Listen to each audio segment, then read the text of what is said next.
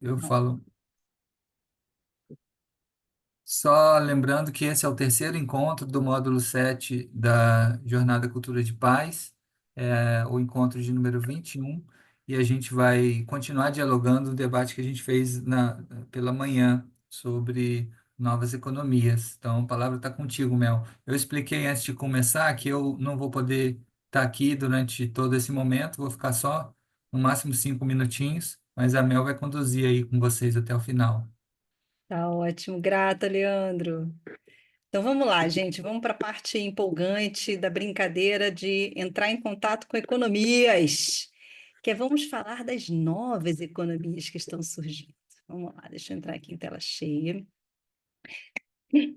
Então, para mim, as novas economias estão nesse lugar da nossa capacidade de reimaginar realidades, né? E essa coisa de reimaginar, de aprender sobre reimaginar, para mim algo que vem muito vivo do movimento da transição, sabe? O movimento das cidades em transição traz muito esse convite, né, a gente se reorganizar como sociedade, né, se unir como sociedade e ativar a nossa capacidade imaginativa, né, ativar a nossa capacidade de sonhar, né?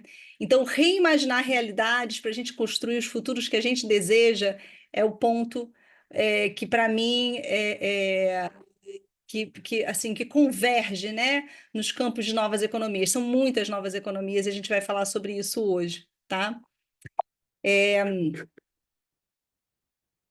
Essa frase, para mim, é uma frase revolucionária e vocês vão ver um pouquinho disso nos elementos que eu vou trazer para vocês de estudo, né? É a frase do Henrique Catrina. Ele diz o seguinte, que as novas economias não serão criadas por economistas, mas por cuidadores. Então, não necessariamente todas as novas economias que vocês vão ver estão sendo propostas por pessoas do campo da economia. Na verdade, poucas são do campo da economia. A grande maioria são pessoas de áreas diversas, mas que estão estudando novas relações econômicas, né? E estudando novos modelos que cuidem, né? Mais uma vez, pensando naquela coisa do organizar a casa, cuidando de todo mundo que está nessa casa, cuidando daquilo que é importante para todo mundo dessa casa. Então, são essas as pessoas que estão propondo novas economias. Mas para a gente começar esse papo, o que que eu pensei de fazer agora com vocês, tá? Só para a gente retomar um pouquinho das conversas que a gente teve pela manhã e a gente conectar com o que vai vir por agora, eu queria dividir mais uma vez vocês em duplas para uma troca de 10 minutinhos, tá? Sobre isso aqui. Para você, como o conceito de aninhamento se relaciona com a corresponsabilidade? Lembra que a gente falou de manhã de aninhamento? Que eu até contei para vocês o quanto que o aninhamento foi uma forma de materializar o meu entendimento sobre interdependência? E depois falamos do experimento de Milgram, que mostrava essa coisa da desconexão da responsabilidade, da nossa responsabilidade com. Lembra disso? Aqui, eu até trouxe para a gente relembrar os dois slides, né? E aí, o meu convite para vocês é esses primeiros 10 minutos, antes da gente entrar no conteúdo, né, das novas economias, a gente olhar para isso, porque, de alguma forma, todos esses elementos que a gente vai ver agora à tarde, eles têm como base esses dois elementos. A gente se entender como um microsistema de um sistema maior, de um sistema vivo maior, e entender a nossa corresponsabilidade. Aí eu queria, então, convidá-los todos e todas, né, para a gente entrar em salinhas, tá bom? 10 minutinhos para uma conversa sobre como esses dois elementos para vocês funcionam correlacionados, tá? Vou transformar aqui as nossas salinhas em duplas. Aqui. Vão ser mais ou menos de 2 a 3 participantes por sala, tá bom? Porque a gente não tem número exato aqui. Então, a gente está com sala um com 3 participantes e as demais salas com 2 participantes. Beleza, gente? Então, em 10 minutinhos eu puxo vocês de volta para a gente compartilhar um pouco das coisas que foram conversadas. Combinado? Então, alguma dúvida? Então, beleza, vamos lá. Só aceitar aí o convite.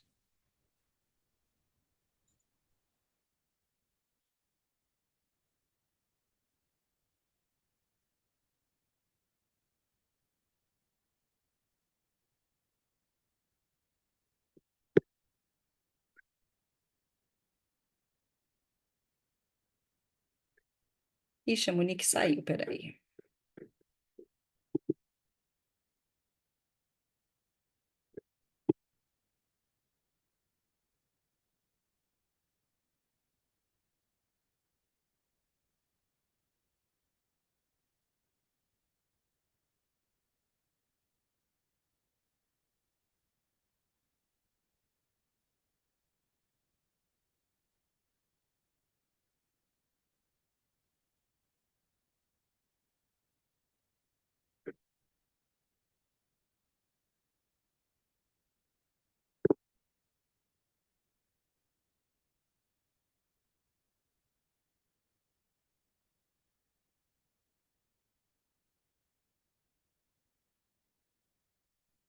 Já sabe disso.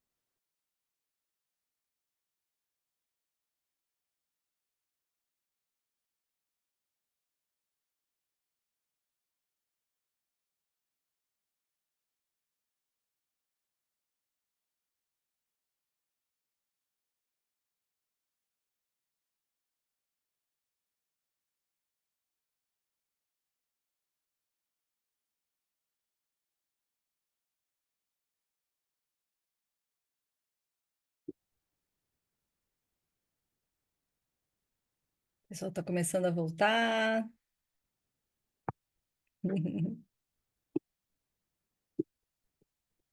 Deu para conversar? Deu? Deu, deu. Que bom. Isso é importante.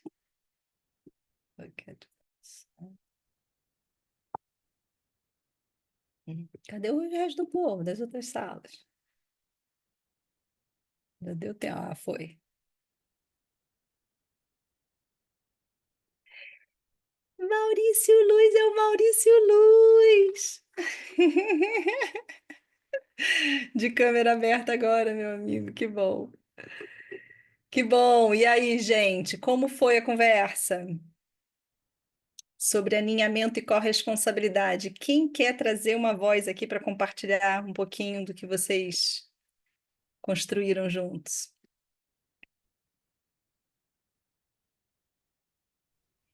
Posso começar então? Deve. Nossa conversa foi boa. O áudio da Liliane estava um pouco ruim, mas deu para eu entender a maioria das coisas que ela falou. Basicamente, o que a gente trocou foi no sentido de eu senti dificuldade de responder essa pergunta, porque para mim era como se uma coisa fosse igual a outra, sabe? Quando eu penso em alinhamento, eu já penso em corresponsabilidade. Então, não tem como não estar relacionado, né? Uhum. Porque se está tudo interligado e se a gente tem essa coisa da interdependência, quando uma parte não funciona, o todo se compromete, né? Então, daí a corresponsabilidade, são todos responsáveis de alguma forma por aquele todo, né? Exato, perfeito. E aí a gente falou mais disso e a gente foi para a questão também de em que medida a gente se sente realmente corresponsável pelo outro, né? Falamos um Uhum. pouco da pandemia, e se depois da pandemia a gente ficou mais individualista ou não, se a gente tem mais a Liliane até falou que achava que a gente ficou mais egoísta, né? Eu tenho a dúvida, não sei se a gente ficou egoísta ou se a gente não mudou na velocidade que eu esperava, porque eu acho que a gente está fazendo essa transição para a Uhum. corresponsabilidade. Eu acredito que a gente está mudando. Eu acho que é tudo muito recente. Essa coisa da gente pensar no universo, na coisa holística, no todo, na consciência, no eu, é nova. Eu acho que a gente foi muito no automático até agora, né? Exato. Eu acho que a gente está fazendo essa transição, eu só não sei se ela é na velocidade que deveria ser. Uhum. Acho que ela está sendo um pouco mais lenta do que eu gostaria, mas que ela está acontecendo, eu acredito que esteja. Então, acho que a gente está sim entrando numa era de corresponsabilidade, ainda devagar, mas a gente está caminhando para isso.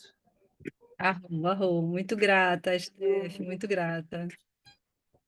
Mais alguém gostaria de compartilhar um pouquinho do que... Eu Obrigada. conversei com a Márcia, né, que estava angustiada, e aí, né, a gente trocou umas ideias assim, que infelizmente a gente foi educado a pensar a sociedade considerando mais o aspecto econômico. Todas essas ideias nos foram inculcadas.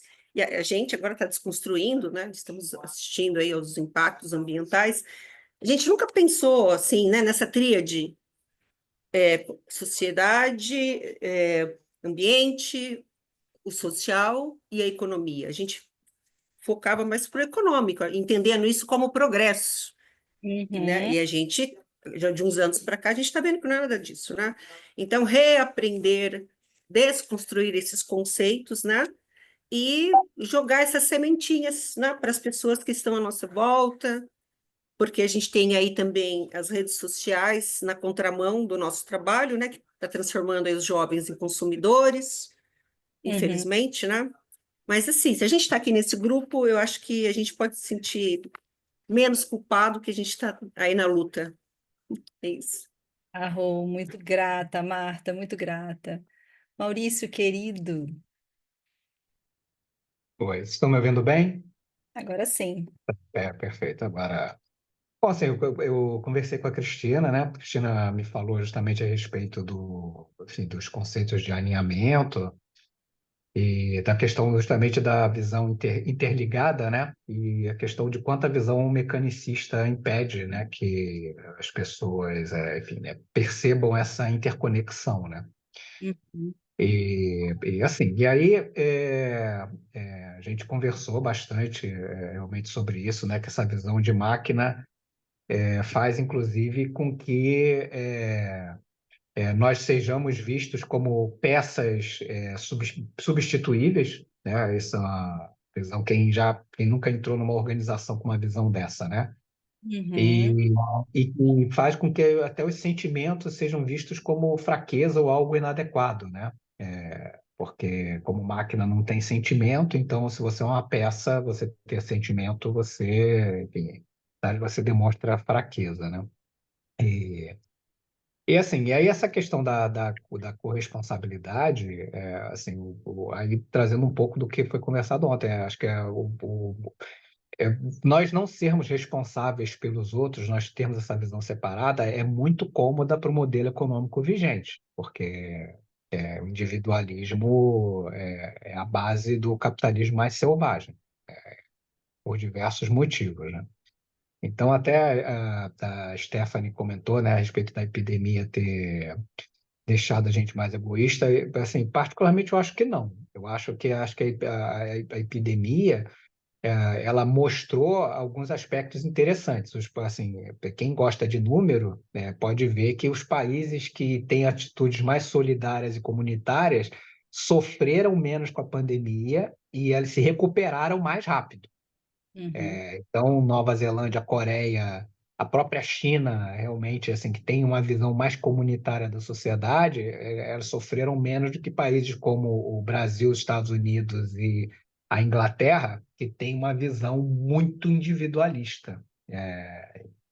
Qualquer brasileiro que pegue a taxa de morte na pandemia que aconteceu na Coreia do Sul, por exemplo, se cobre de vergonha.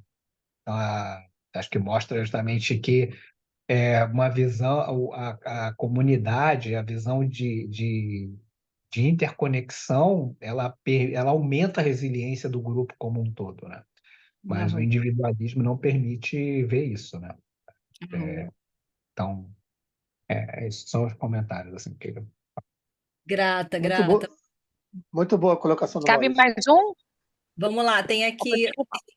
a Tereza está querendo falar, e aí a gente pode ouvir mais uma pessoa, se quiser muito, muito, muito compartilhar, depois da Tereza pode ser mais uma pessoa e a gente segue, pode ser? Tá, eu vou chamar o Daniel também na conversa e me complementa aí, Daniel. Assim, eu vou tentar compor de outras coisas do que a gente já ouviu, né? A gente falou parte de algumas coisas dessa, mas outras também, né?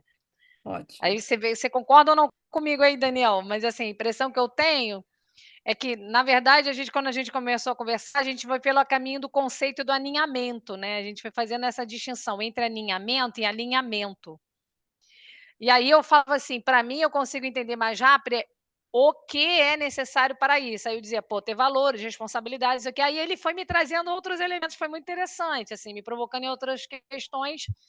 E aí a gente chega a uma ideia de que o aninhamento, com essa questão da interdependência, né, dessa cadeia interdependente, né, que ela não é uma cadeia fragmentada, ou seja, não é essa relação do mecanicista, né, de fordista, né, cada um põe um negócio, essa coisa, mas que isso talvez alterasse também o campo de corresponsabilidade, né, é uma corresponsabilidade mais orgânica, né? Uhum. Não é, eu acho que ele falava isso, né? Uma coisa aí, Daniel, me complementa aí, porque eu acho que você é mais autor Não, dessa. é bem isso aí.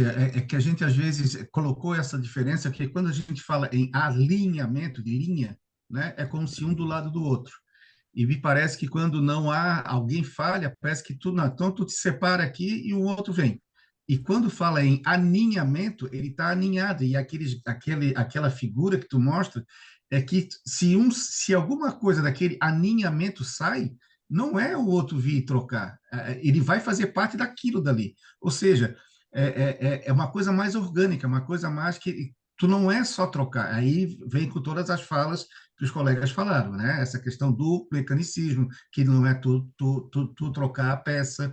Por isso que eu acho que essa questão da corresponsabilidade no alinhamento, ela é um pouquinho mais séria, né? Ela torna a corresponsabilidade um pouco mais orgânica.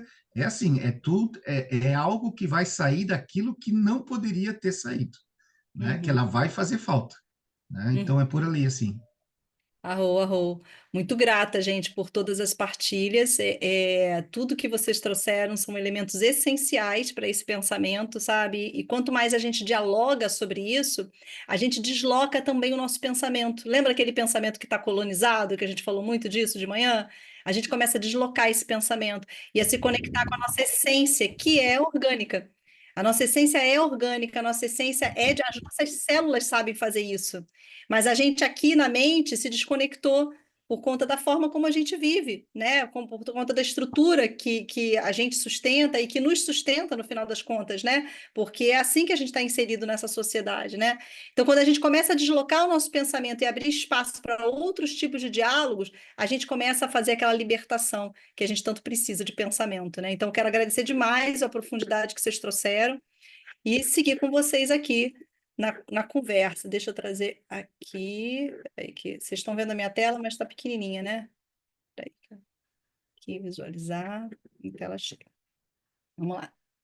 Então, a gente está entrando num campo que eu chamo de a revolução do cuidar, né? Esse individualismo fala de um cuidado que não é bem um cuidado, né? É um autocentramento, né? Então, a gente vai sair do lugar do autocentramento e vai pensar no nosso próprio cuidado a partir do cuidado do sistema ao qual a gente pertence, né? Então, assim, é um deslocar mesmo da forma de enxergar. Te sai do autocentramento individual, né, para um olhar de autocuidado, mas é um autocuidado que engloba, né, que integra tudo aquilo aonde a gente está aninhado, né? Então, assim, enxergar a gente como parte de um organismo aninhado em outros grandes organismos, né? Então, para mim, é a revolução do cuidar. Então, é assim que eu enxergo, né? E aí, para falar sobre isso para vocês, especificamente dentro do campo das novas economias, isso aqui é uma das pesquisas que eu gostei demais de fazer, que é descobrir isso daqui. Um dos colaboradores é um parceiro canadense, ele fez uma pesquisa e listou os 120, ele listou 120, eu incluí três, 123 nomes para as novas economias, todas que cuidam da vida. Então, a gente está falando de economia da gentileza, a economia biofísica, a economia do equilíbrio, a economia do amor, a human economies, né? A economia holística, a economia da felicidade, a economia biorregional, todas essas economias, todos esses nomes são pessoas, tem por trás deles, né? Pessoas que estão investigando novas economias, economias que cuidem da vida. Olha que coisa genial, gente. Então, aqui, olha, aqui tem uma parte delas, ó, aqui estou trazendo a economia Donut, economia circular, a economia do decrescimento, né, que é o The Growth Economy, o capitalismo 4.0, a fluxonomia, a free economy, aqui, pronto. A free economy, que é a economia da liberdade, né, a economia da abundância, enfim, olha quantos nomes para designar novas economias. A economia regenerativa, enfim, muitos e muitos nomes, né? E aí, todo esse universo dessas novas economias, né, elas servem para quê? Para ampliar essa perspectiva que a gente tem muito, né, calcada nesse sistema econômico do qual a gente integra de alguma forma, né? E todas essas economias ampliam o nosso olhar para muito além dos ganhos monetários, né? Então, são economias que estão falando de bem-estar, são economias que estão falando de vitalidade, né, integral, estão integrando a complexidade do sistema que a gente faz parte. Então, são economias que trazem um nível de pensamento, né, e de aplicação que chega até a gente, só que a gente ainda não sabe fazer. A gente ainda não sabe tocar muito bem nessas economias porque não fazem parte do nosso dia a dia. A gente tem uma série. Lembra aquela história que a gente estava falando mais cedo? A vida é corrida, a gente não consegue conhecer nosso vizinho, né? É tudo muito. A estrutura é muito bem montada para que a gente não questione, né? E não perceba o que está à nossa volta, né? Só que essas múltiplas economias estão pulsando vida. E quanto mais inquietos, né, somos, quanto mais de nós, né, incomodados somos, mais a gente entra em contato com esses lugares e a gente mais consegue contribuir para uma coisa nova, para algo que está nascendo e experimentar nas nossas vidas, sem medo, né? Então, fazendo um paralelo, né? A gente sabe que a economia convencional ela tem uma lógica linear, né? E as novas economias trabalham no campo da exponencialidade, né? Então, quando a gente está falando de lógica linear, são economias que têm foco no intangíveis, né? Então, elas são economias tradicionais, né? E o exponencial tem foco em intangíveis, são economias que cuidam da vida, né? E aí, dentro desses dois, né, pilares, né, de funcionamento, de olhar de mundo, né, a gente tem características, né, do campo linear e do campo exponencial. Então, dentro do campo linear, dentro da economia tradicional, a gente está falando de modelos organizacionais hierárquicos, está falando de sistemas de comando e controle, né? Está falando de processos especializados. Quanto mais especializado você mais caro, né? Cara é o seu passe, né? No mercado. Então, estamos falando de sistemas que são de reprodução. A gente quer fazer igual para todo mundo, a gente quer fazer coisas iguais para todo mundo e para todos os lugares, né? A gente está falando de poder sobre o outro, a gente está falando de tudo que é previsível. Eu preciso prever as coisas para me causar e me trazer segurança, né? E a gente está falando de escassez, a gente está falando de um olhar que acredita que não tem para todo mundo. E se não tem, eu preciso garantir o meu. Entende? Então, essa é a lógica do modelo linear de funcionamento, dessa operação toda que a gente está inserido, né? Já a lógica exponencial, que está falando de intangíveis, né? O foco é em intangíveis. Lembra aquela história que eu falei das relações, né? Que tudo na natureza acontece em relação com o outro, né? E aquela relação que entre eu e mais uma de pessoa, né? E eu e a Tereza, existe um elemento que é a nossa relação que começa, né? E essa subjetividade da nossa relação é um terceiro elemento essencial. E são elementos intangíveis, né? Assim como isso, tem 1 milhão de outros elementos intangíveis, saberes intangíveis, não racionais, e que estão dentro do nosso campo, são reais, mas como não são tangíveis, não são considerados, são tirados da equação, né? Então, a gente está falando daquilo que é intangível. Então, esse foco nos intangíveis consegue dar base a economias que cuidam da vida, porque tem um olhar de cuidado, né? E aí, o modelo organizacional já se transforma, já não é mais o modelo hierárquico, aquele piramidal, né, de comando e controle. Ele é um modelo organizacional distribuído, onde todos enxergam a sua própria corresponsabilidade no sistema, enxergam a sua atuação e têm autonomia para trabalhar. né? Então aqui vem, fala-se de autonomia e confiança em vez de comando e controle, né? Porque cada um sabe o seu papel. Então, se tem autonomia para trabalhar, a gente ganha exponencialmente na inteligência do sistema. Porque no comando e controle, quem está no topo é quem comanda. E você tem assim um sistema todo hierárquico para baixo que não tem voz de comando. Então, é uma inteligência gigantesca que não é aplicada. Ela é aplicada sob o comando de uma, duas pessoas, muitas vezes, né? Às vezes, uma pessoa. Quando você tem um modelo organizacional distribuído, essas inteligências todas são aplicadas num processo evolutivo da organização. Então, é uma lógica totalmente diferente da lógica tradicional que a gente conhece, sistemas públicos, privados, empresas, né? Enfim. Os processos, em vez de serem especializados, o foco é em processos sistêmicos. Então, a gente está olhando para a complexidade do sistema que a gente está integrando, né? Qualquer que seja ele. Então, em vez de a gente reproduzir, fazer tudo igual para todo mundo, a gente está falando de inovação e criação. Então, a gente está olhando peculiaridades, estamos olhando para aquilo que é crucial para aquela região, para aquela situação, para aquela organização, para aquele grupo de pessoas, né? Então, a gente está olhando de inovação e criação. Em vez do poder ser sobre o outro, né? Eu quero ter poder sobre, né, essa equipe enorme, né? Meu poder é com o outro. Então, a gente cresce em poder com uns com os outros, né?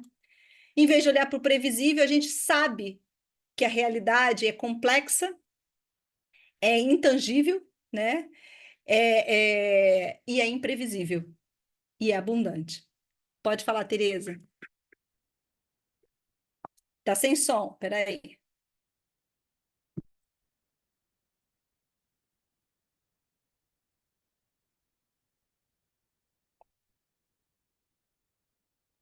Perdão, é que eu esqueci. Eu tirei e meu computador não funciona o microfone. Deixa eu só te fazer uma pergunta. Existe alguma referência dessa discussão para a implementação de política? Fiquei pensando nisso, porque geralmente a política pública faz uma discussão do tangível, né? Por exemplo, se pensar no monitoramento, na coisa. E essa é uma discussão super importante, porque quando você pensa em implementação de política, você pensa em territórios diferenciados de uma determinada área, que é exatamente esse micro-organismos aí que fundamenta, por exemplo, um estado, ou uma rede de educação. As regionais de secretaria, por exemplo, entendeu? Você tem alguma referência dessa discussão para É, implementação de política, de projetos? É aquilo que eu te falei, não é a minha área de investigação políticas públicas, tá? Eu permeio essa área por conta das minhas parcerias. Então, eu tenho parceiros maravilhosos que trabalham com muitas investigações em campos diferentes, né? Então, especificamente na área de educação, tá? Eu tenho uma parceira maravilhosa que está junto com outra parceira maravilhosa, são duas, uma chama Aline Satyan, que é apaixonada por política pública e educação. Então, tudo isso que a gente está falando aqui, ela reverbera para trabalhar dentro do universo público, tá? Excelente. Então, ela é fantástica e ela, hoje, a parceria forte dela no trabalho educacional está com a Gabriela Montenegro, que é fundadora da Ecoversidade Vida, tá? E as duas promovem um trabalho lindíssimo com a juventude, que chama Desenho de Projeto de Vida, que é aplicado de formas diferentes, tanto dentro de organizações tradicionais, né, para, por exemplo, o corpo funcional, os estagiários, os jovens aprendizes dessa organização, como com um processo colaborativo para a juventude, que é através de crowdfunding, que é o Colab Jovem, que é um trabalho lindíssimo também com múltiplos educadores, né?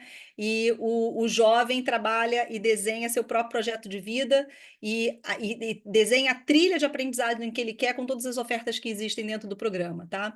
Então, é só um exemplo para vocês, tá? Mas assim, eu estou trazendo esse exemplo específico, um recorte bem específico, mas somos muitos, muitos mesmo, e cada um trabalhando dentro de o meu foco maior é dentro das organizações, porque eu quero muito transformar a cultura organizacional de negócios, né? Eu quero que os negócios saiam do business as usual para o business as caring. Essa é meu mote, né? Então, acaba que sendo a minha investigação, mas esses parceiros, cada um dentro do seu campo, estão migrando, né? Estão indo para vários lugares, tá? Então, posso colocar você em contato com elas, tá, Tereza? Vai ser um prazer. Bom, muito obrigada. Se tiver alguma bibliografia, alguma indicação de texto, coloca aqui pra gente, tá? No chat depois. Ou encaminha para o Leandro para ele botar pra gente, pro grupo. Pensar e trazer para vocês, tá? Prometo. Fala, Maurício querido. Oi. Não, esse slide acabou me lembrando da pergunta, né, que me veio logo quando a gente estava começando aqui o encontro, né? Eu até comentei com a Cristina, que é o seguinte, né? A gente está preso em modelo mental mecanicista. E aí, duas coisas que o slide me lembrou. Primeiro, como é que eu posso mostrar para alguém que está sempre preso naquele modelo que existem outros modelos?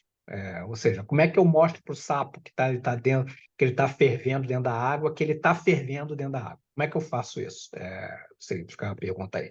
E segundo, essa questão do linear exponencial, por causa do modelo mental mecanicista, de modo geral, as pessoas elas têm dificuldade de enxergar o exponencial.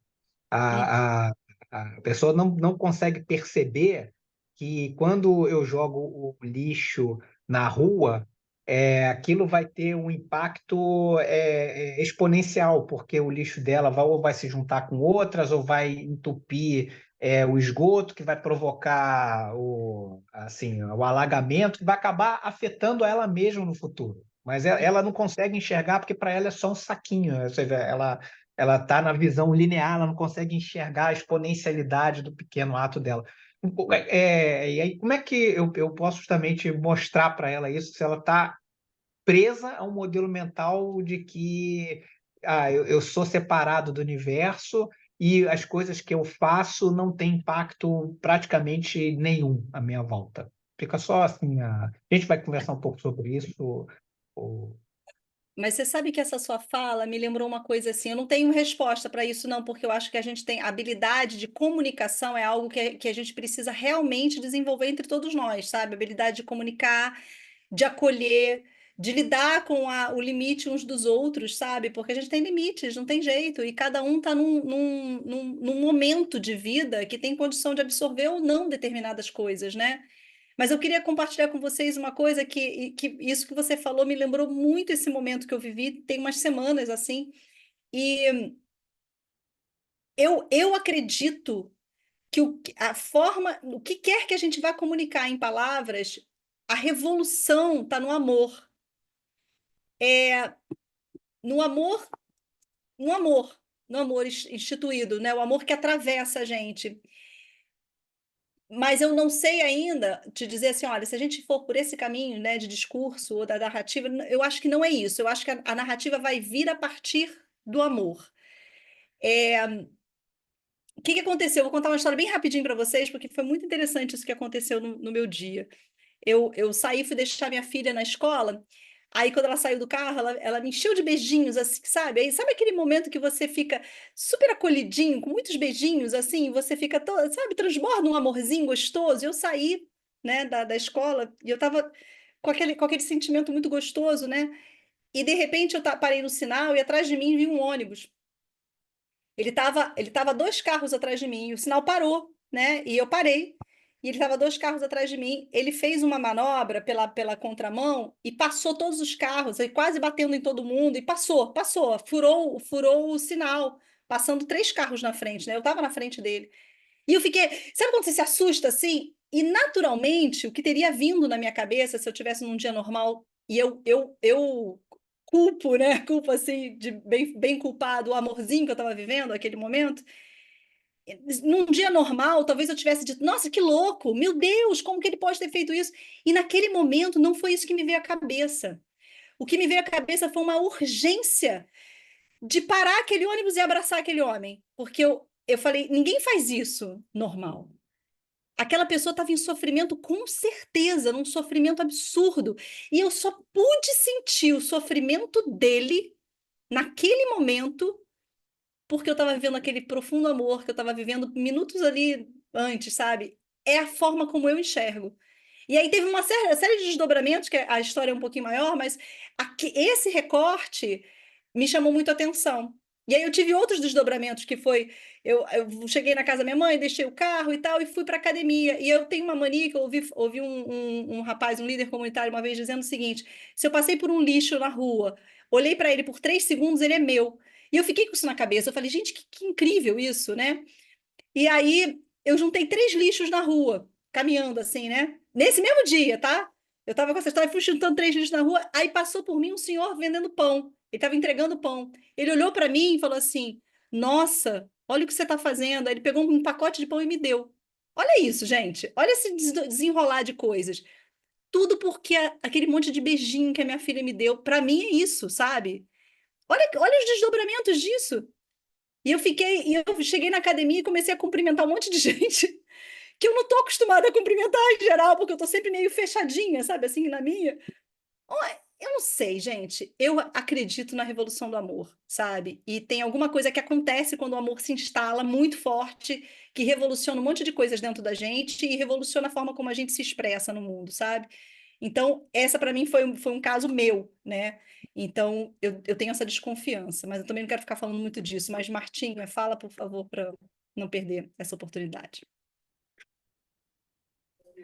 Quero complementar que você disse também a tentar responder a pergunta do Maurício. Eu trabalho na área da educação já há alguns anos e faz parte do currículo, Mel, trabalhar a Agenda 2030 da ONU, é obrigatório, tá? As 17 ODSs. Então, é conteúdo da escola. Toda aula a gente tem que trabalhar isso. É um trabalho de conscientização, né? Uma luta, né? Desconstruir esse pensamento mecanicista. E por que eu digo que é uma luta? Porque os jovens, eles sofrem muita influência do que as redes sociais, né? Os algoritmos inculcam nos jovens. Então, é uma luta. Eles acham que o que a gente está ali trazendo pode ser um absurdo, uma besteira, né? O que sou eu, né? Eu não sou o dono da empresa, tem aluno que fala assim com a gente, né? Mas eu falo, são as nossas pequenas ações que interferem no coletivo. Então, existe sim uma política pública voltada para a educação, seja ela pública ou privada, tá? Em todos os níveis. Educação básica, que é a escola de ensino fundamental, ensino médio e também nas universidades. E eu penso também, né? Eu como ser humano, quando a gente vê essas tragédias ambientais aí em todos os lugares, eu acho que isso provoca inquietação nas pessoas. E a gente vai atrás de respostas. Poxa, o que está acontecendo, né? Eu acho que ninguém está acomodado, assim, tranquilo. Eu acho assim. Grata, querida, grata. Vou ouvir mais o Maurício e podemos seguir na sequência, que para a gente seguir instigando aqui os nossos pensamentos. Pode falar, Maurício. Você está sem som, amor. Eu quero agradecer realmente o que você compartilhou a respeito da questão do amor, o que a Marta compartilhou também, porque, assim, volta e meia eu me lembro do motivo de eu estar fazendo o curso aqui sobre paz, né? É para eu buscar novamente a minha paz, porque eu confesso que com o desenrolar das coisas, né? Tem um lado meu que já está querendo, estou abrindo aqui numa boa, né? Coração aqui, mas tem um lado meu que já está querendo partir para a cadeirada, né? Com amor, mas tá, né, um lado meu que está querendo, toma essa cadeirada pá, com amor. E o motivo de eu estar justamente fazendo o curso é recuperar justamente esse contato mais profundo com a paz e realmente com sentimentos mais elevados mesmo. Então, Arro, querido. eu estou Eu tenho agradecido. Eu te entendo. Eu tenho um black bloc dentro de mim também, que eu dou alimentozinho para ele todo dia, deixo ele ali, né, calminho, para eu continuar mantendo o meu campo criativo aberto. Luiz, quero te perguntar se é muito importante falar agora ou a gente pode seguir um pouquinho mais e a gente junta esse comentário mais à frente. Pode ser? Como é que tá para ti? Não, não é importante, não, pode ser. Não, que a gente pode juntar o comentário de agora um pouquinho mais à frente. Pode ser?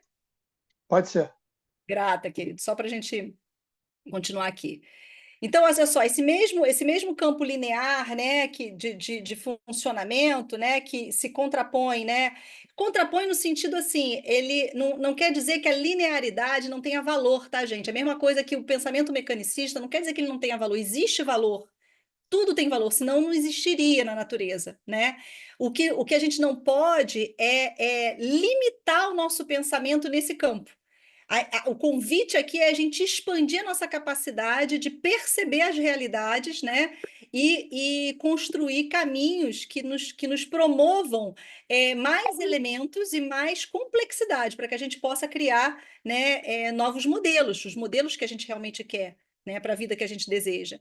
Então, ainda nesse campo, né, de pensamento, a gente está falando de um comportamento que procura a centralidade, né?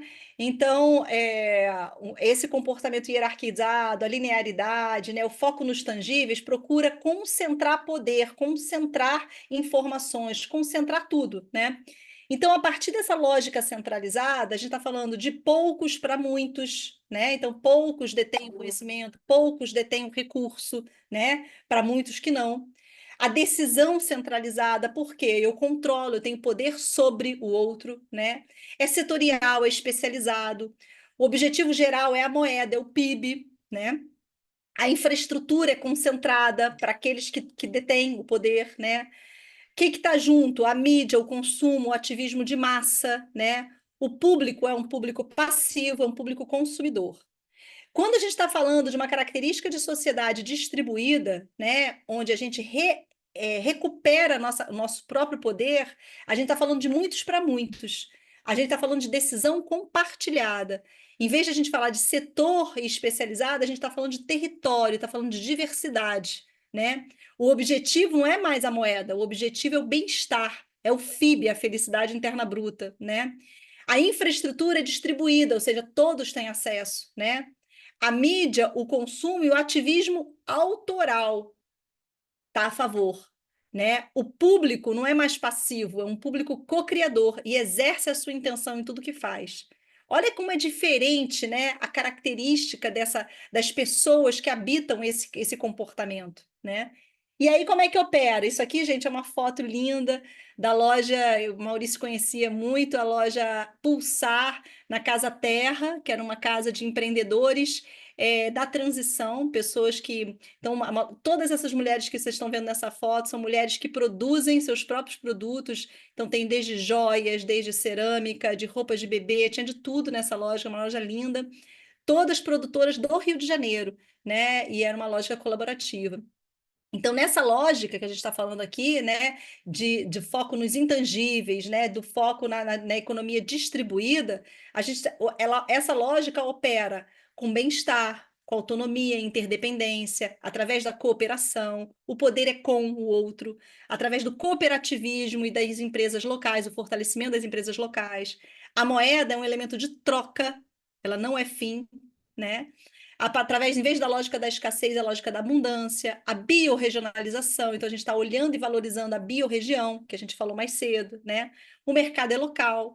A gente está falando de otimização de recursos e não maximização de recursos.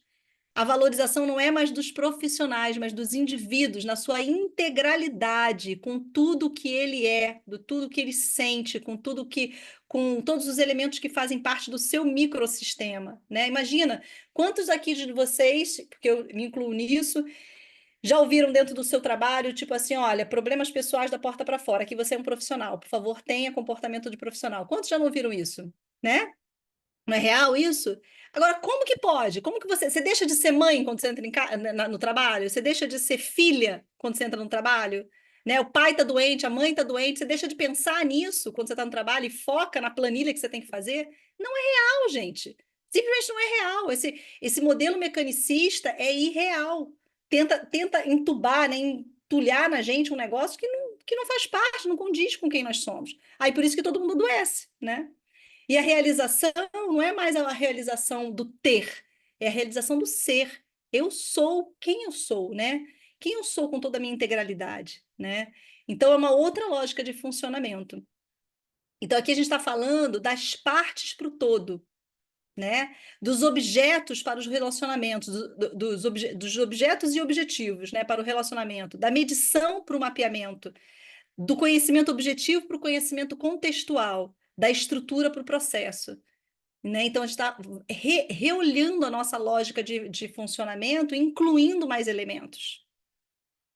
E aí é o ponto do que eu cuido, né? Como que eu faço apoia a cuidar da vida em si, impulsionando a vitalidade do sistema ao qual eu pertenço. Quais são os sistemas que cada um daqui ao qual cada um aqui pertence? Que sistemas vocês já pararam para pensar a que sistemas vocês pertencem?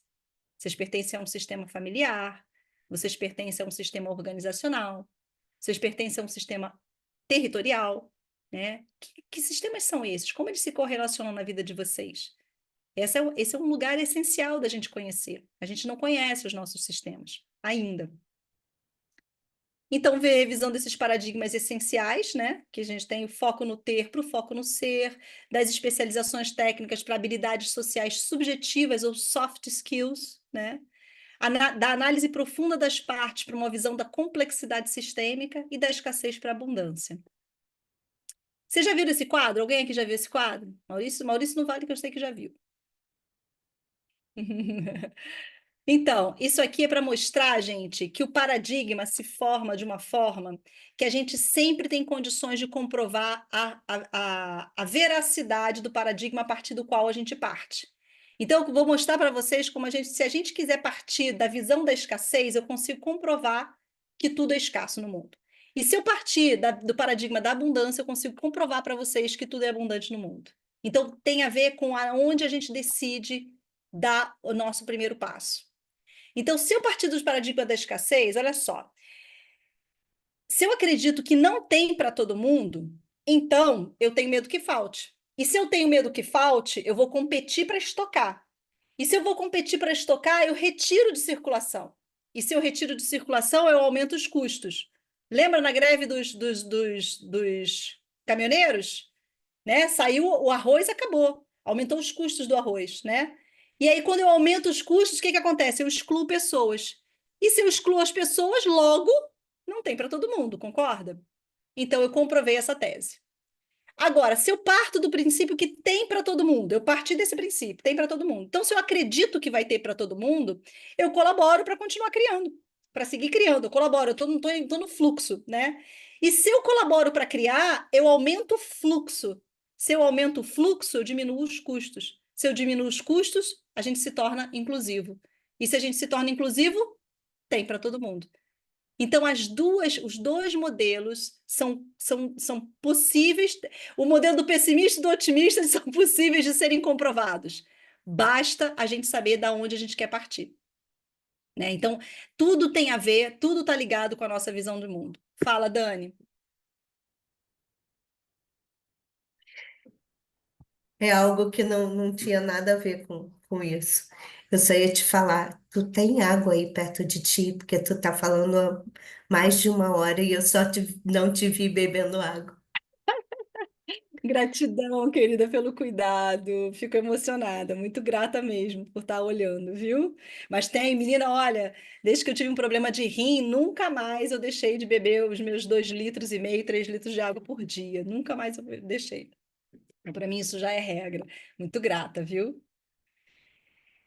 Bom, então revisar os nossos paradigmas e ressignificar nosso olhar econômico são elementos essenciais para que a gente possa reimaginar, né, as realidades que são verdadeiramente comprometidas com o cuidar da vida. Isso aqui, gente, é uma foto da floresta amazônica há 10 anos atrás. Então, a gente já sabe como é que está acontecendo hoje, né?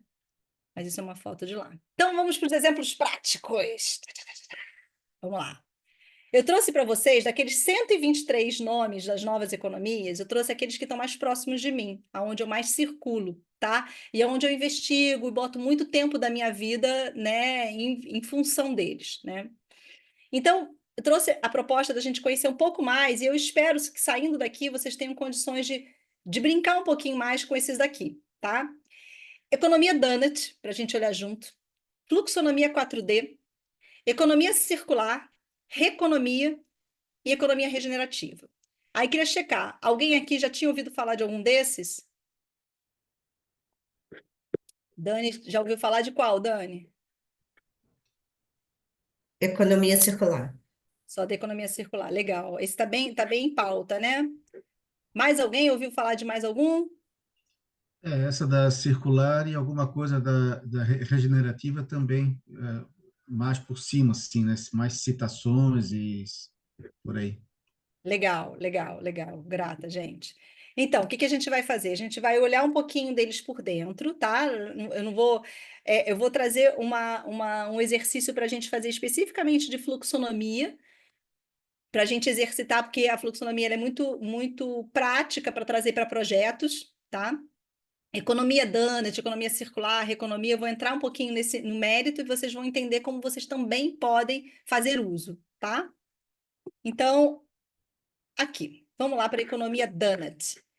Gente, a economia Dunnett é muito interessante, cara. Ela foi criada, essa é uma que foi criada por uma economista que estava bem insatisfeita com o que ela estava vendo nas faculdades de economia. Logo que ela entrou na faculdade de economia, ela ficou impressionada com todo o modelo que estava sendo repassado para, né, os alunos, né, e que um modelo que não respondia uma coisa essencial do que a economia cuida. Então, quando ela perguntou do professor do que a economia cuida, o professor não sabia responder e voltava para os modelos econômicos tradicionais, né, para aqueles quadros, né, de modelos econômicos de mercado e tudo mais. E ela não conseguiu, durante um bom período dentro da faculdade, alguém dentro do sistema, né, universitário que pudesse ajudá-la a responder essa pergunta. E aí, a partir desse incômodo, né, ela começou a olhar e, enquanto mais ela estudava economia, mais ela questionava todo o sistema que ela estava estudando. Essa é ela, a Kate, ela é britânica, e ela desenvolveu esse modelo que chama Economia Dunnett, que busca equilibrar as necessidades humanas essenciais, ou seja, tudo que o ser humano precisa, né, para uma vida digna, confortável, de bem-estar, com vitalidade social, ambiental, econômica e cultural, né, para viver. Ao mesmo tempo, em equilíbrio com todos os limites do planeta, com os limites que o planeta tem para nos ofertar, né, para que a gente crie um equilíbrio, né, de existência no planeta, né, com tudo aquilo que o planeta nos oferece como ambiente seguro e saudável, né? Então, ela criou essa rosquinha, tá? Peraí, a rosquinha está mais aqui na frente, essa rosquinha aqui, que traz esse lugar de olhar para o retrato planetário, né, a partir desses parâmetros que ela traz do que é o teto ecológico e do que é o alicerce social. Então, para Kate, tudo que está dentro do donut, aqui, ó, dentro da partezinha que seria açucarada do donut, é o espaço justo e seguro para a humanidade. Tudo que está no teto ecológico, que ultrapassa o teto ecológico, a gente está ameaçando em termos de mudanças climáticas. Tudo que está abaixo do alicerce social, a gente está promovendo desigualdade social em algum campo. Tá? Então, dentro do alicerce social, ela entende como acesso à água, água potável, comida, saúde, educação, trabalho e renda, paz e justiça, voz política, equidade social, igualdade de gênero, habitação, acesso às redes e energia.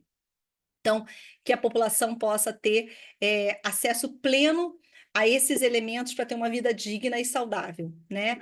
E, ao mesmo tempo, que nós, como coletividade, possamos não destruir a camada de ozônio, possamos frear as mudanças climáticas, a gente possa frear a acidificação dos oceanos, poluição química, e cada um desses elementos aqui são os elementos que hoje aparecem em risco. E eles aparecem em risco aonde? Vamos lá, vou voltar aqui.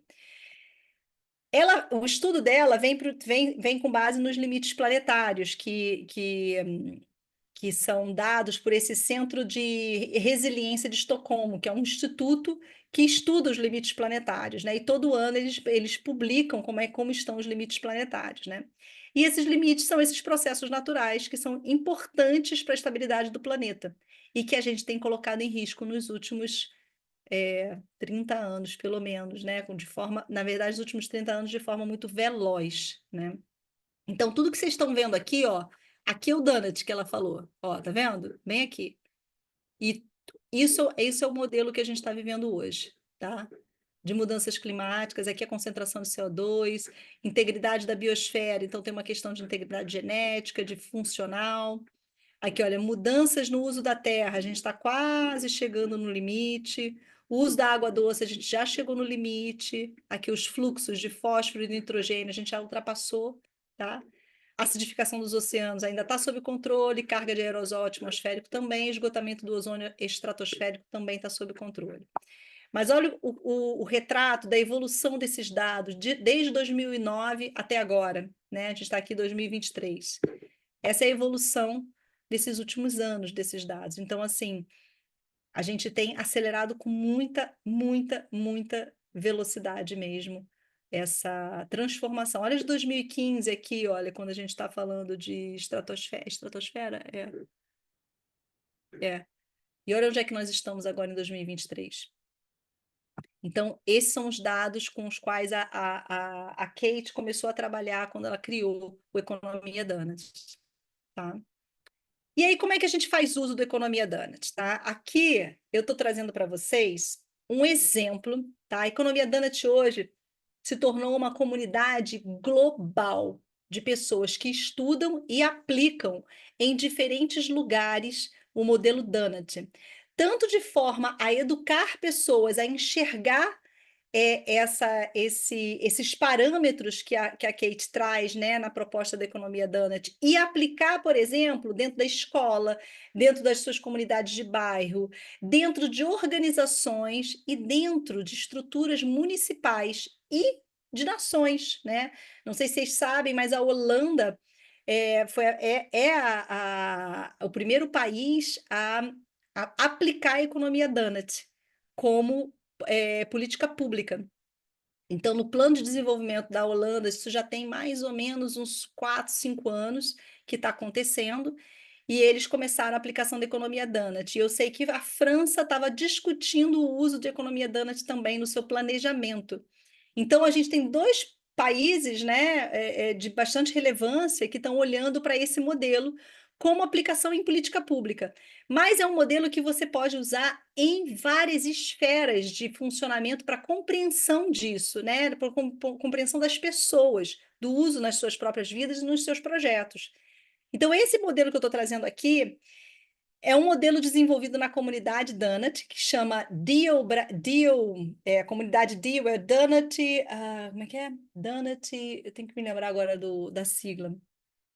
Mas, enfim, a comunidade Deal é a comunidade do Donut Global, e são pessoas que estudam isso no mundo todo e que desenvolvem novas ferramentas o tempo inteiro.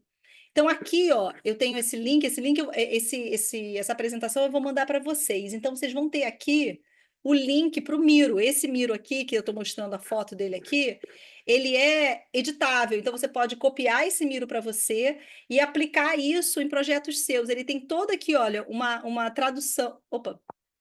Ele tem todo aqui um passo a passo de como você pode fazer uso dele em projetos específicos. Recentemente, a comunidade Donut Brasil, de vez em quando a comunidade faz workshops, faz momentos de exercício da economia Donut juntos.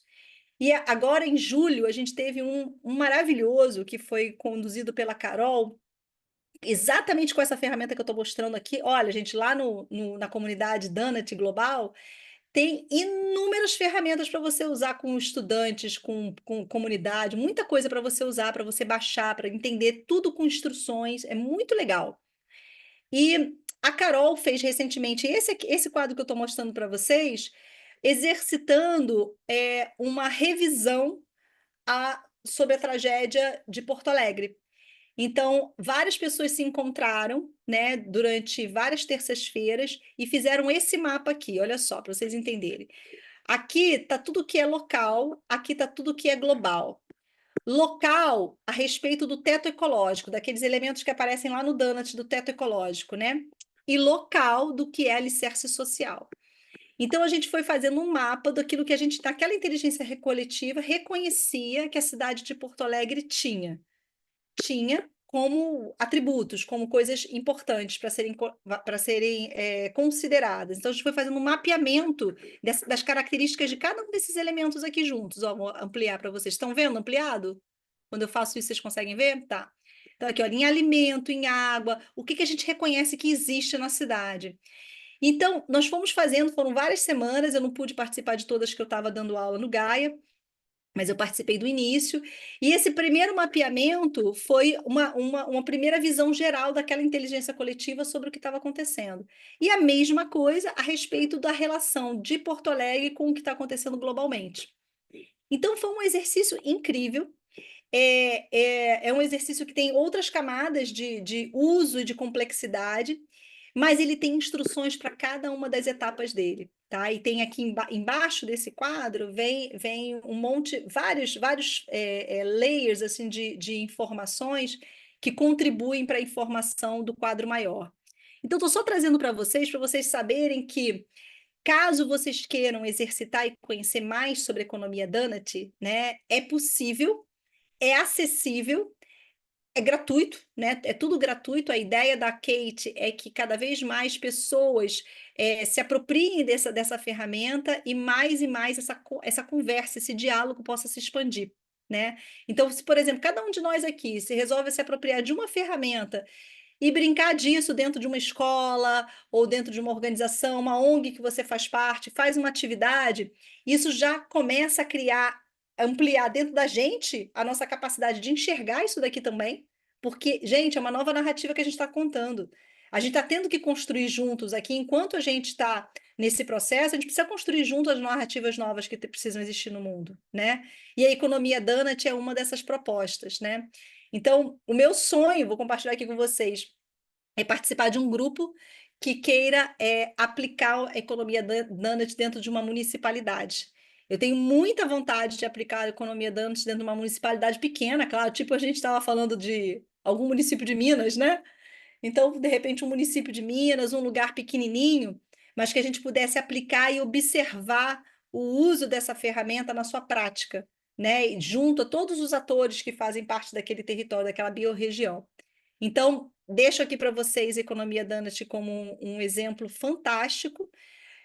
Todo ano, começou o ano passado, a gente tem o Donut Day, tá? Que é um dia global do Donut, que acontece em novembro, e a gente, como comunidade global, cada um vai oferecer alguma experiência com a economia Donut. Pode ser o que a gente quiser, pode ser um teatro, pode ser o que for, né? Pode ser uma ferramenta dessa aplicada em algum grupo, um grupo, seja na escola, seja numa organização, seja, enfim, dentro de um bairro.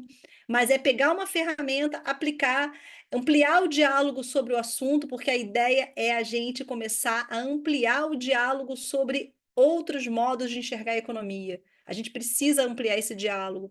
A gente precisa ampliar a capacidade das pessoas de pensarem fora daquele modelo colonizado de pensamento que a gente recebeu. Fala, Dani. Desculpa, Mel. Tu tem como dar um exemplo prático? Eu não sei se eu me entendi. Vamos lá. Então, um exemplo prático, como é tudo muito novo, tá? Existem muitas, assim, pensa no universo, né? Assim, o universo é a nossa capacidade de abundância máxima, né? Mas se a gente fica só na abundância, né? A gente não faz escolhas. Se a gente não, né? Por isso que tudo na vida é a relação dos opostos, né? Em vez de a gente pensar em dualidade, a gente pensa em relação dos opostos. Os opostos precisam se relacionar, né?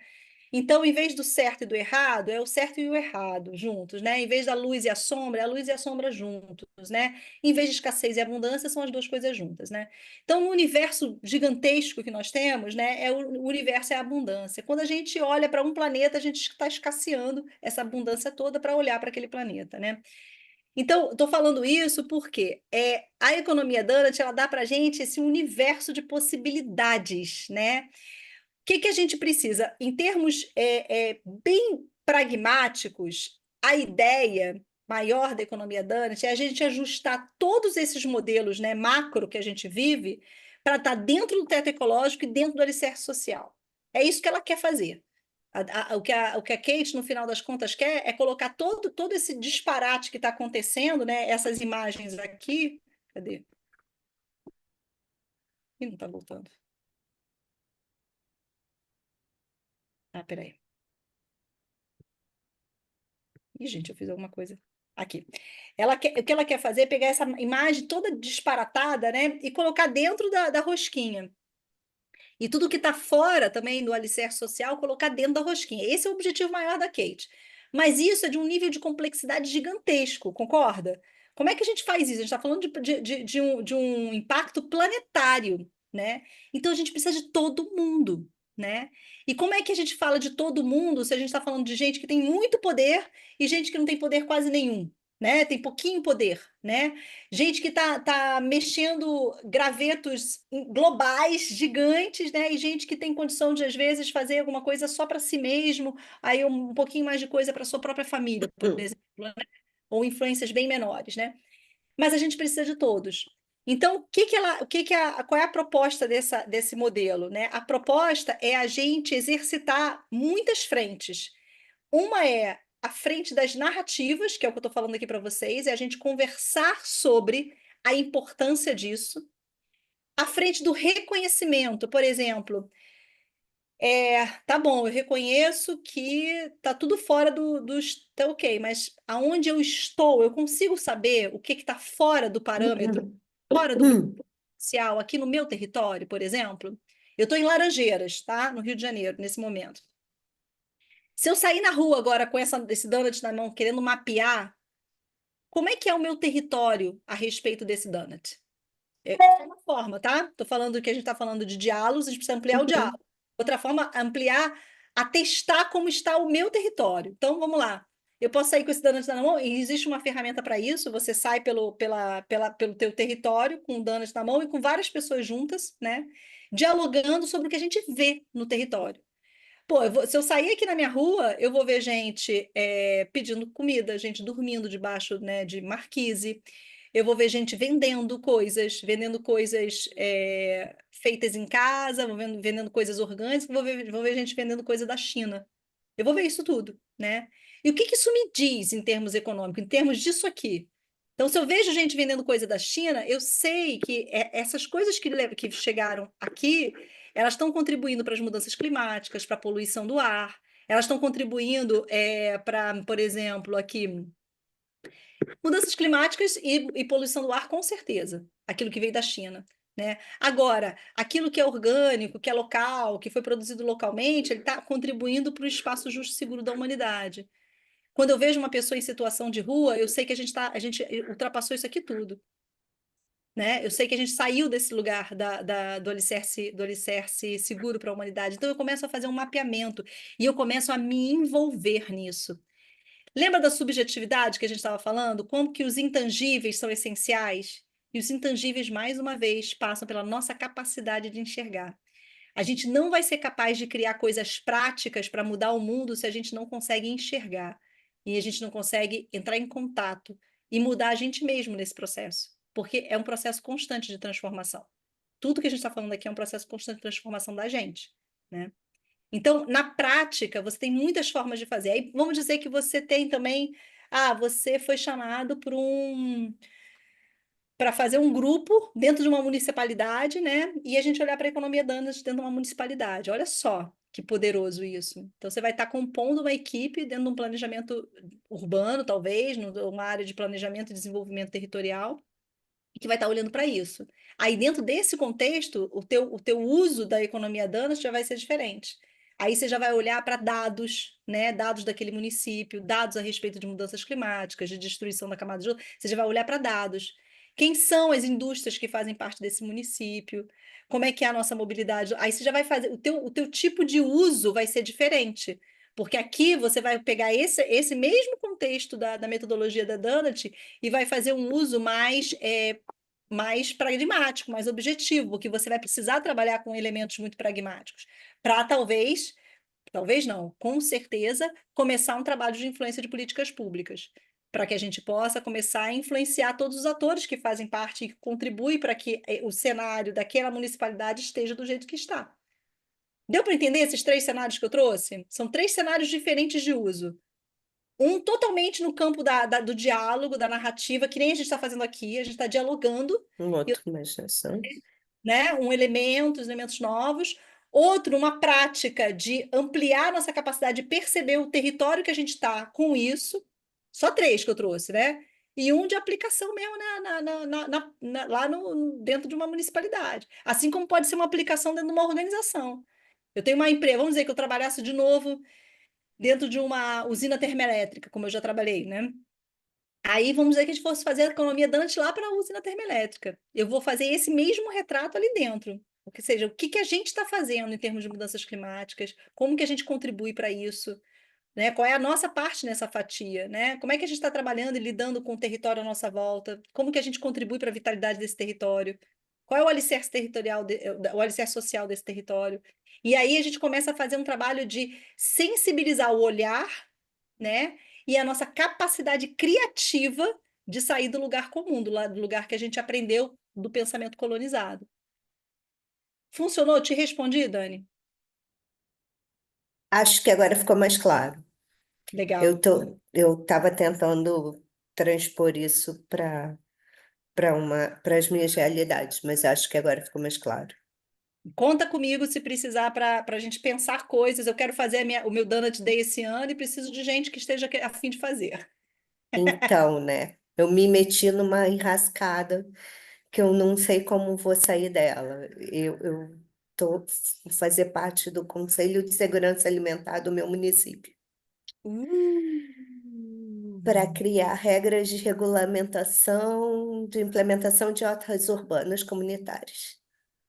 Então vou te dar depois. Então me procura depois que eu vou te dar algumas Tá, conexão para você ampliar a tua capacidade de tô estar com junto. medo.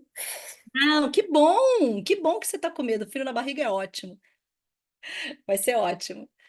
Fala, Steph. Peraí.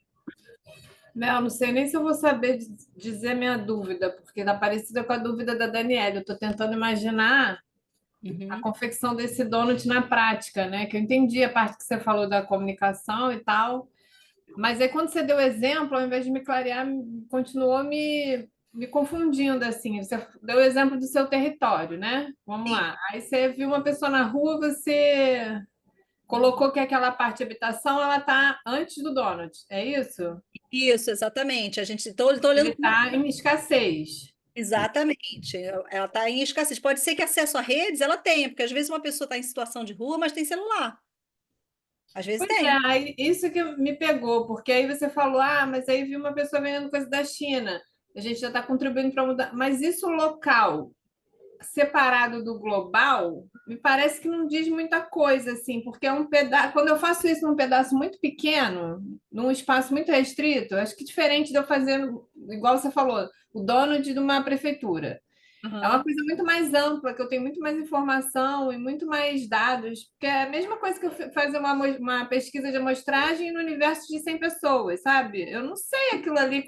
De repente, a única pessoa que está vendendo coisa da China no Rio de Janeiro inteiro, vamos botar assim. Então, Sim, aquilo ali não afetaria, não tá ultrapassando, porque aí eu parto do princípio que ninguém pode vender nada da China. Você entendeu como é que está a minha cabeça? Assim, né? A minha entendi. dúvida. Então, se eu Não, botei que ali tem uma.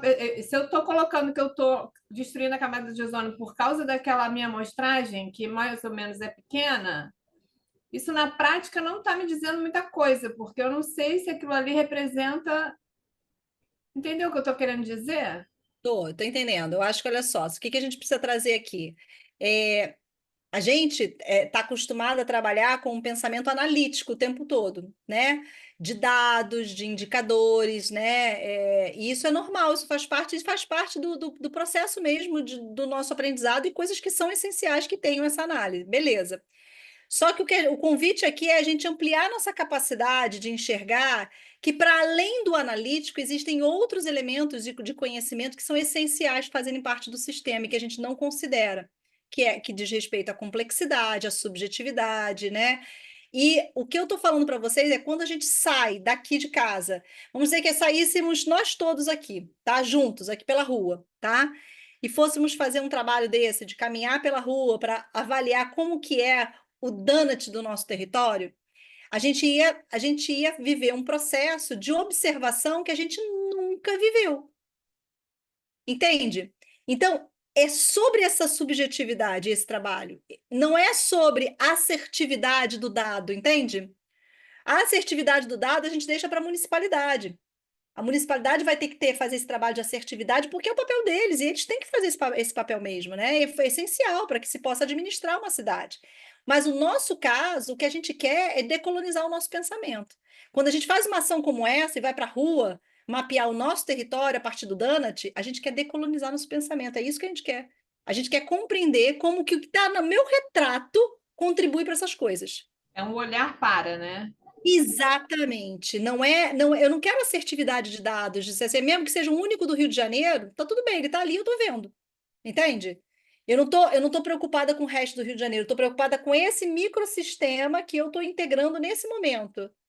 E que ele, de alguma forma, contribui para o Rio de Janeiro, para um todo maior. E que a gente não está vendo essa correlação direta com todos os dados necessários. A gente só está vendo esse microsistema nesse momento, e está tudo bem.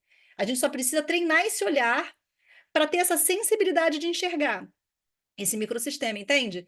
Então, aqui, nesse caso, para cada uma dos exemplos que eu dei, o objetivo que a gente tem com o Donut é diferente. Um é de sensibilização em conversa, diálogo, ampliar nossa capacidade de perceber novas possibilidades, que é o que a gente está fazendo aqui agora.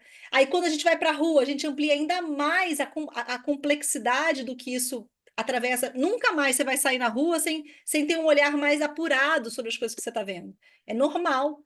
Porque você foi atravessado por uma nova capacidade de enxergar a realidade, entendeu? Então, isso desloca a gente do lugar, sabe? Pode falar. Só para complementar, que agora me veio uma coisa na cabeça, só para ver se eu estou entendendo direito. Por exemplo, a escola do meu filho usava o filtro lá com copo descartável. Sim. Aí, em algum momento, começou a pedir para os alunos trazerem seus copinhos. Então, é como se nessa esfera do donut ele estivesse saindo dali do espaço de extrapolação do donut para dentro da área verde no que quer dizer energia, né? Por exemplo, estou economizando energia, não estou produzindo menos plástico, então é mais ou menos por aí, né? Perfeito, é essa a lógica. A gente vai começando a construir uma nova cultura comportamental a partir da percepção clara do que está acontecendo, do que nós estamos contribuindo todos os dias. Que é isso, a gente precisa criar novos espaços para as pessoas poderem experimentar coisas, né? Experimentar novas formas de ver. Tá, entendi. Beleza? Então já fica o convite aqui para vocês que esse ano vai ter Donut Day, vai rolar coisa pela cidade do Rio de Janeiro, vai rolar coisa pelo Brasil todo do Donut Day.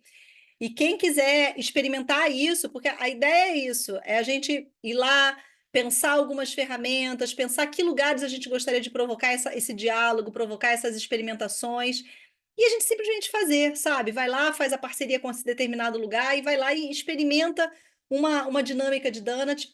É bom para a gente e bom para quem recebe, gente, porque a gente amplia a nossa capacidade de enxergar a partir dessa lente de nova economia e quem está recebendo também se desloca do lugar de pensamento colonizado, entendeu? Então, quem quiser, está feito o convite, porque em novembro vai rolar Donut Day, viu? Então, já deixei aqui. Quero provocar vocês, vamos embora. Vou Então, fazer uma pergunta? pode. Pode. Eu poderia usar, então, por exemplo, enquanto método, vamos imaginar, você deu o exemplo de Laranjeiras, a gente pode fazer uma relação de bairros e aí crescendo para município? Pode usar isso e crescendo, dependendo da linha que eu tiver? Ou Pode. seja, pode... Ah, tá. Pode fazer sim, pode fazer sim, pode fazer de bairro para município, do município. Acho até que de bairro para município é mais inteligente, que aí você vai fazendo trabalhos, né, em que você envolve pessoas e depois vai para o município, olha município, né? Pode ser muito interessante o negócio. Na verdade, a gente pode fazer com muitas formas diferentes, tá? O que a gente quiser. É só a gente Mas entender. pode compor, né? Isso eu queria saber com você, se pode criar grandeza a partir de uma leitura que fica ali do bairro, de algumas ruas, aí eu faço cluster, bairros da Zona Sul, então tá. Pode, Achei bem bacana. pode sim, pode sim. Quanto mais a gente vai. Eu recomendo também o livro da Kate, que é muito fácil de ler, chama Economia Donut, tá? É um livro facílimo de ler e de vez em quando alguns grupos, né, da minha rede e tal oferecem assim jornadas de aprendizagem com o livro, sabe? Aí você vai lendo o capítulo, aí a galera vai e discute junto durante aquela semana. É bem bom, sabe? Bem bom mesmo. E ajuda a gente nesse pensamento, né? Porque tem uma complexidade. Agora, antes, a gente vai fazer um intervalo daqui a pouquinho, mas eu queria mostrar para vocês a fluxonomia 4D. Quem aqui já conhece fluxonomia 4D? Alguém conhece? Não? Vamos lá. Fluxonomia 4, Mauricinho, claro. Quer falar, Maurício, alguma coisa? Não foi com fluxonomia que você apoiou a minha Luana a montar a empresa, né? É verdade, fluxo. Fluxonomia 4D. É verdade. Então, a Flux, gente, é uma metodologia que amplia o convite a estudar a fluxonomia em si já é uma provocação, porque ela fala o seguinte, que é para a gente ampliar o nosso olhar sobre economia, né? Para além dessa compreensão de que economia é dinheiro, né? Está ligada a dinheiro.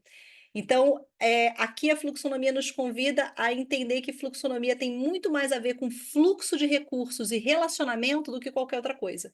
Economia tem a ver com fluxo de recursos e relacionamento.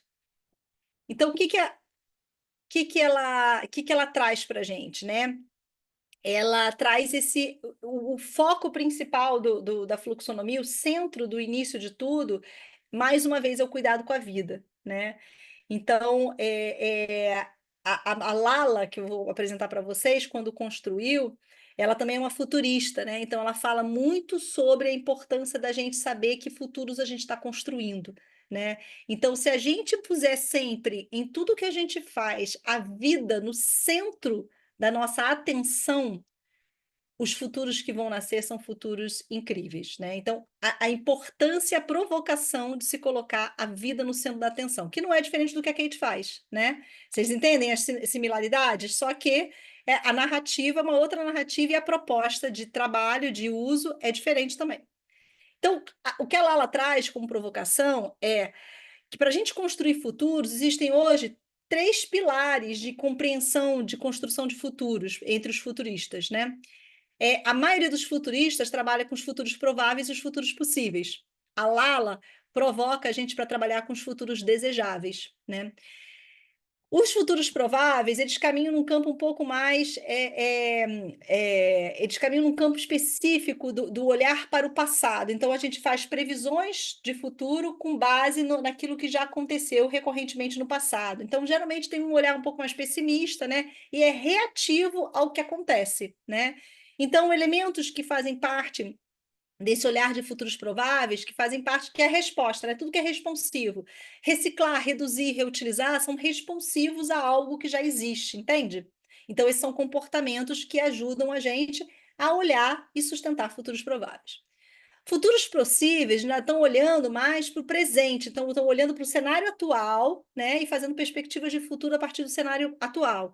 Então, ele tem um comportamento mais do realismo, né, daquilo que é realista.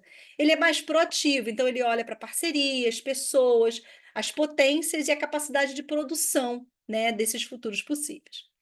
Agora, os futuros desejáveis, que eu particularmente sou encantada, né? Ele está olhando para com outra lente, né? Ele está olhando com otimismo, porque ele está olhando para a nossa capacidade criativa, que a gente é capaz de construir algo novo, algo realmente novo. Então, a base dele é na confiança, na capacidade de conhecimento, na nossa capacidade de conexão mais profunda, de vínculos, né? Nossa capacidade de colaboração e de saber circular aquilo que é importante ser circulado entre nós, né? Então, é uma outra lógica também de funcionamento mental, né? Então, falando de futuros desejáveis, aí eu quero apresentar para vocês a Lala, né? A Lala não é economista, diferente da Kate, mas é uma cuidadora nata, né? Ela é especialista em novas economias e vem trabalhando e construindo esse pensamento, né, futurista a partir de um movimento chamado CRI Futuros, né? que é o movimento maior dela. Ela ensina, ela desenvolveu a fluxonomia 4D e ensina a fluxonomia 4D para quem quiser aprender, tá? Então, qual é o grande lance da fluxonomia? Ela divide, né, em 4 dimensões de recursos, né, os recursos essenciais que nós usamos no nosso dia a dia, né? O recurso cultural, ambiental, social e financeiro. E aí, a partir dessa divisão por dimensões, ela propõe caminhos de usar esses recursos, né, de forma a promover soluções regenerativas e colaborativas para os desafios que a gente vive hoje no mundo, né? Então, essa é a proposta da Lala. Mas como é que funciona? Então, vocês estão vendo esse primeiro quadrante aqui meio abóbora? Essa dimensão, que é a dimensão cultural, de acordo com a Lala, é onde tudo começa, tá? É uma dimensão de material intangível e é aonde mora a nossa capacidade criativa, por isso a economia criativa mora aí dentro, tá? Essa é a nossa matéria-prima para iniciar qualquer coisa. Então, na dimensão cultural, a gente está falando de elementos que são da nossa capacidade de desenvolver coisas, são os nossos elementos de conhecimento, são as nossas habilidades, são as nossas ideias. Olha como é tudo intangível, gente. Conhecimento, habilidades e ideias. Não tem nada tangível aqui. E ela diz que para qualquer projeto iniciar, a dimensão por onde ele inicia é na dimensão cultural. Então, a gente precisa ter com clareza que esses elementos para um projeto iniciar estão disponíveis para a gente. Entende? Então, o projeto nasce na dimensão cultural, que é a nossa capacidade de conhecer coisas, seja uma capacidade de conhecimento empírico ou acadêmico, pode ser algo que eu estudei durante muitos anos da minha vida, ou pode ser algo que eu aprendi fazendo, entendeu? Todo tipo de conhecimento mora aqui dentro. A segunda dimensão, que é a dimensão verdinha, né? Ela está falando que chama dimensão ambiental, ela está falando do ambiente, tá? Aí tudo que diz respeito à infraestrutura do ambiente, ou seja, a gente está falando de tudo que é compartilhável, que é, por exemplo, mesa, cadeira, casa, carro, celular, computador, tudo que é possível de se compartilhar. Então, são elementos do ambiente. Aqui é uma dimensão tangível, são coisas físicas que a gente está falando, tá? Então, aqui dentro dessa dimensão moram os recursos físicos e tangíveis. Na dimensão cor-de-rosa é a dimensão social, que é outra dimensão intangível, que são os nossos relacionamentos. É a nossa capacidade de conexão com outras pessoas, nosso networking, são o nosso netweaving, né? É a nossa capacidade de funcionar em rede.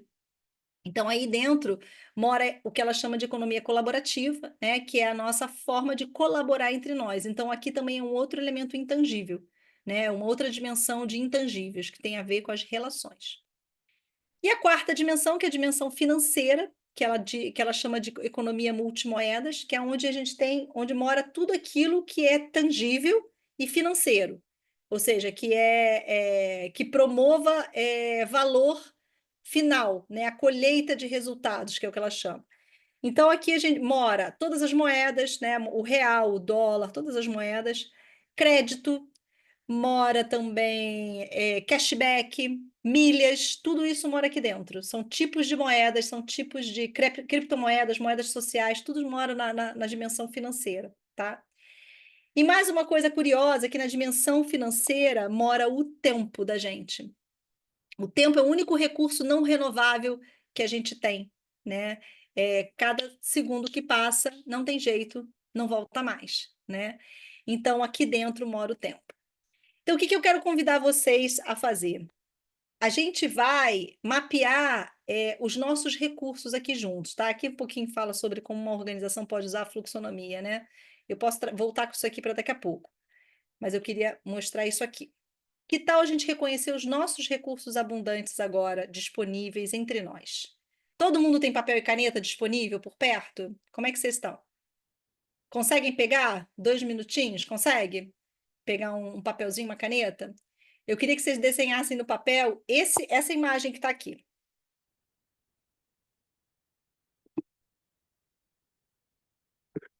Maravilha, vamos lá.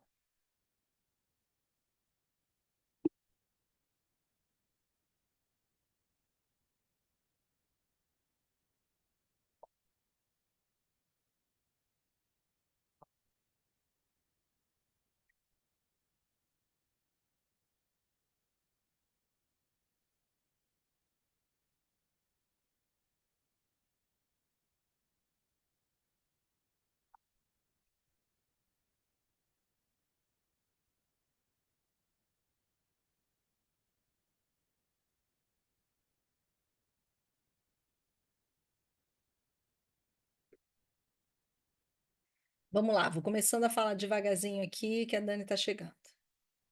Ó, o que que vocês vão fazer agora?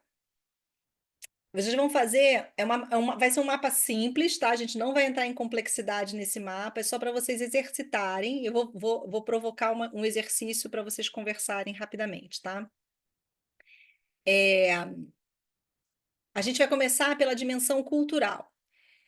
Eu quero que vocês listem tudo aquilo que vem à cabeça agora, tá? Que são habilidades e capacidades que vocês têm, conhecimentos que vocês têm na vida de vocês. Só lista, lista livremente, eu não vou dar muitos contornos, tá? Lista livremente. Por exemplo, eu sei falar inglês, é um conhecimento, né? Outro conhecimento, eu trabalho com planejamento estratégico, eu sei fazer bolo, tudo isso vale, tá? Então, a ideia é vocês mapearem, vou dar um minutinho mais ou menos para vocês mapearem só esses recursos culturais, saberes, habilidades. Eu sou boa de escuta, eu consigo escutar com atenção, sou boa mediadora. O que que você sabe que você tem disponível para você aqui e agora? Qualquer dúvida, levantem a mãozinha.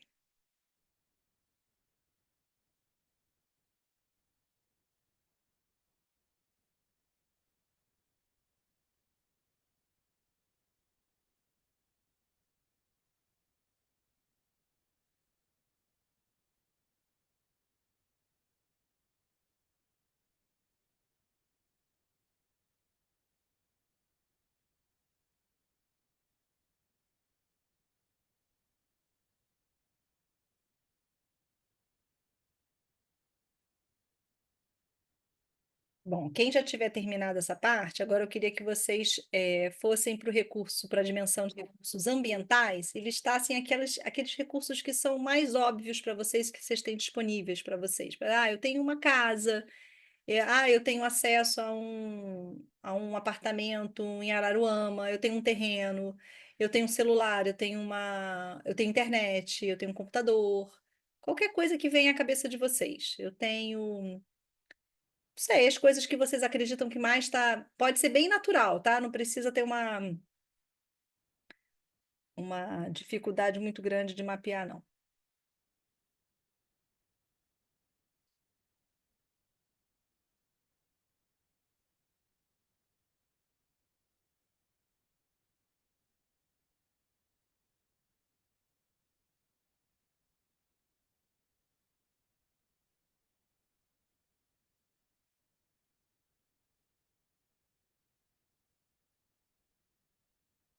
Beleza.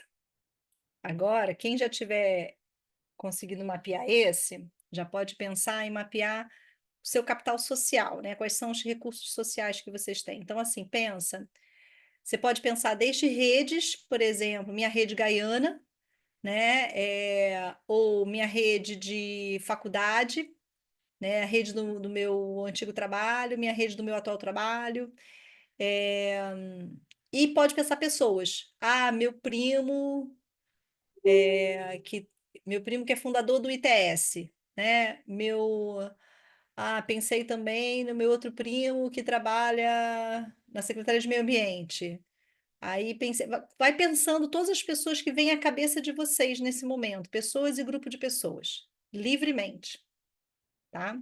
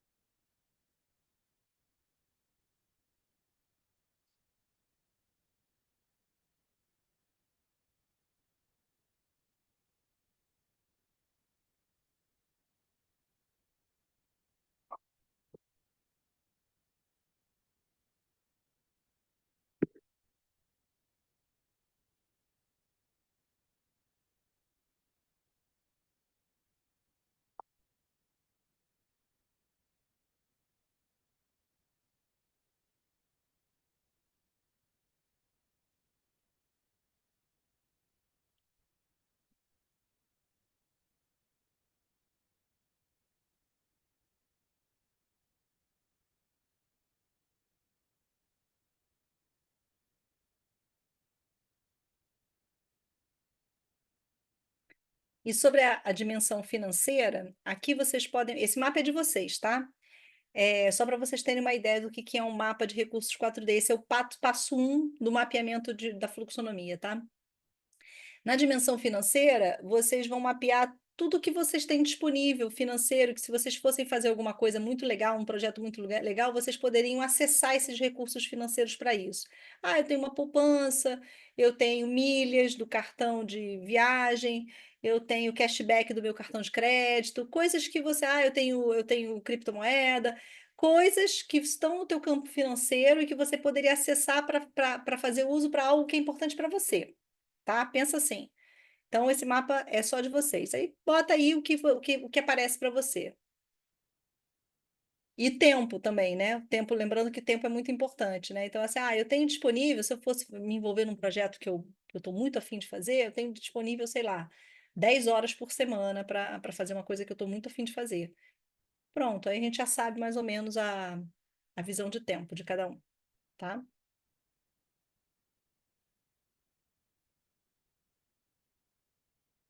Beleza.